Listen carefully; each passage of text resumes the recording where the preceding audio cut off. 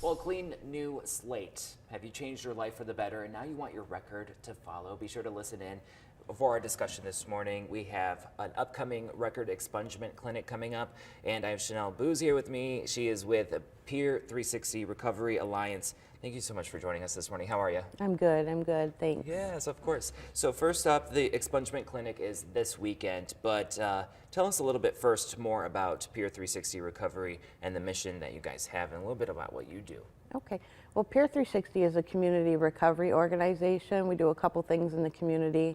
First and foremost, we do recovery groups, peer support. We call them all recovery meetings. Okay. The recovery's from anything, any kind of behavioral addiction or substance use disorder. And then the second thing we do is drug and alcohol-free family events, and also education and advocacy within the community to reduce stigma. Very good. And glad to have you in our community, so thank you. The expungement clinic is actually Saturday, October 8th, this weekend. So just tell me a little bit what people can expect if they show up, what will happen? Well, it's a walk-in clinic. Okay. So it'll be from 10 to 3. And what will happen is they will show up at the clinic. They will be ran a background check. And at that point, they will find out whether or not they're eligible for expungement. If they are eligible, they will meet with a lawyer and fill out the paperwork and start the process. All right, that's to wipe the record clean. All right, very good. So you're working with a lot of partners in our community to make this happen. Why did you guys feel you needed to put on this expungement clinic? Well, we're working with Safe and Just Michigan and the Attorney General's office. They had a very successful fair up in Alpena, and we were referred by them, and they suggested we have one here in Saginaw, so we did. All right, glad to have you. And for those records, if they are eligible, what type of records are eligible?